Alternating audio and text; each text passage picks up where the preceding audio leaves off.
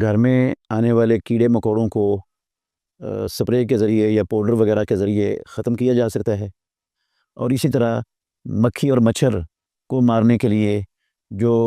Electric machine جس کے اندر نیلی ٹیوبیں لگی ہوتی ہیں اس کو استعمال کرتے ہیں کیا، یا راکٹ استعمال کرتے ہیں کیا، اس کے ذریعے اس کو مارنا جائز ہے، جس میں وہ مکھی یا مچھر جل جاتے ہیں، کرنٹ کے ذریعے آگ لگ جاتی ہے ان کو۔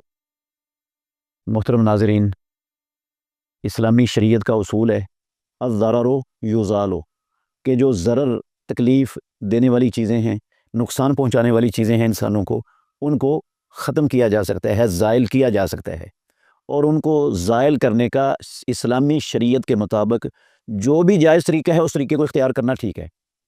اب مثال کے طور پر بلی ہے نا، بسا اوقات یہ گھر میں آ کر چوزے کھا جاتی ہے، جانور کھا جاتی ہے اور شدید نقصان کرتی ہے، اور بلی وہ رکھی ہوئی بھی نہیں ہے کسی نے، جنگلی بلی ہے، تو ایسی یہ نقصان پہنچانے والی چیز ہے۔ اس نقصان پہنچانے والی چیز کو زائل کیا جا سکتا ہے، اس کو قتل کیا جا سکتا ہے۔ تو آپ دوائی کے ذریعے کر دیں، سپرے کے ذریعے کر دیں، گولی مار کر اس کو کر دیں، لیکن وہ طریقہ جو ایک عورت نے استعمال کیا تھا مثال کے طور پر، اس کو باندھ دیا تھا گھر میں، نہ اس کو کھانے کے لیے دیا، نہ پینے کے لیے دیا، اور نہ اس کو چھوڑا کہ وہ خود کھا پی لے، اور وہ بھوکی پیاسی مر گئی، تو یہ ظلم، اس طریقے سے کسی چیز کو تلف کرنے کی اسلام میں اجازت نہیں ہے، یہ ظلم ہے۔ اور وہ عورت رسول اللہ صلی اللہ علیہ وسلم نے فرمایا اس بلی کی وجہ سے آگ میں چلی گئی تھی۔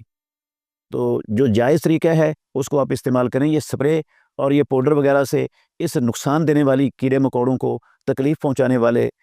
ضرر کا باعث بننے والے کیڑے مکوڑوں کو زائل کیا جا سکتا ہے۔ ڈیموؤں کو بھی اس کے ذریعے قتل کیا جا سکتا ہے، زائل کیا جا سکتا ہے اگر وہ نقصان پہنچاتے ہیں۔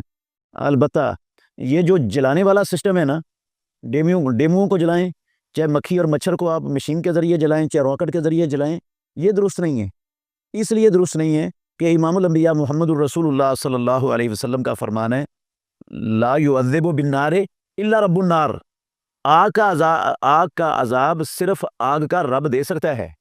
اللہ رب العالمین کے علاوہ کسی کو بھی، کسی کے لیے بھی آگ کا عذاب دینے کی اجازت نہیں ہے۔ نہ انسانوں کو آگ میں جلا سکتے ہیں، اور نہ انسان کسی بھی جاندار چیز کو آگ کے اندر جلا کر اس کو ختم کر سکتا ہے، کیونکہ یہ آگ کا عذاب دینے کا حق صرف رب العالمین کو ہے، یہ انسانوں کو حق دیا ہی نہیں گیا۔ اس لیے اس سے ان چیزوں سے گریز کرنا چاہیے، بچنا ضروری ہے، اور جو جائز طریقے ہیں ان ضرر والی چیزوں کو تلف کرنے کے، ان کو اختیار کرنے میں کوئی مانع اور کوئی رکاوٹ نہیں ہے۔